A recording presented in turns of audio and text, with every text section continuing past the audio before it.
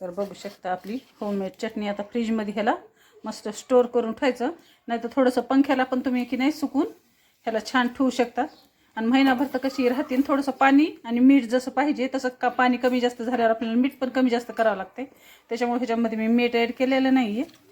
अरे झटपट पुदिन्याची चटणी कशी करायची काय नाही, कारण त्या पुदिन्याच्या चटणी करण्यामध्ये खूप अशी झंझट वाटतात.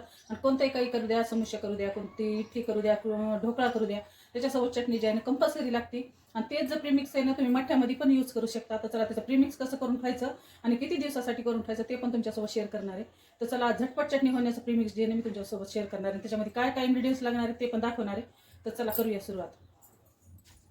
तर हे बघा झटपट चटणी करून खायचं आहे प्रीमिक्स. तर इथं घेतली मी हिरवीगार अशी छान कोथिंबीर, इथं घेतले थोडंसं डाळवं, इथं घेतले जिरे, अद्रक आणि हिरवी मिरची, आणि हे थोडेसे घेतलेत आमचूर, जसं की वाळून ठेवलेले आमचूर आहेत हे.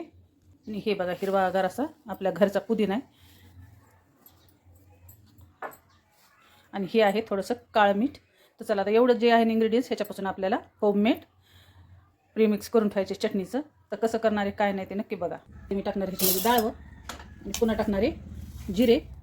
ह्याच्यामध्ये तुम्हाला टाकूयाची तर तुम्ही मिरी पण टाकू शकतात. आमच्या इथे आवडत नाहीत म्हणून मी टाकलेले नाही आहेत. ही टाकली मी अद्रक, आणि हे आहेत हिरव्या मिरच्या, आणि हे 1 महिना जे आहे ना प्रीमिक्स चालू शकते. ही आहेत वाळलेली कोकम, हे आहे कोथिंबीर, आणि पुदिना तुम्ही भरपूर घेऊ शकतात. मी आता एवढा घेतला इथं, आणि आपल्या घरचा टेरिसवरला आहे पुदिना. कसं झटपट कुठेही जायचं कुठेही काय करायचं ना तर झटपट अशी चटणी होणार आहे. काही टाईम पण लागत नाही. थोडंसं पाणी टाकलं आणि हे टाकले काळं मीठ. चला आता वाटून घेते.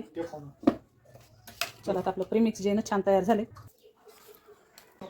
तर चला ताईंनो, तुम्हाला हे कसा वाटला व्हिडिओ आणि रेसिपी पण कशी वाटली मला नक्की कमेंटमध्ये सांगा. तर होममेड एकदम झटपट बनणारं प्रीमिक्स मी छान तुम्हाला तयार करून दाखवले.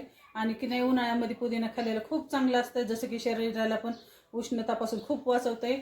आणि की नाही आपल्या हाताची उष्णता, पायाची उष्णता. चला अशी झाली तयार. कसा वाटला व्हिडिओ कमेंटमध्ये नक्की सांगा.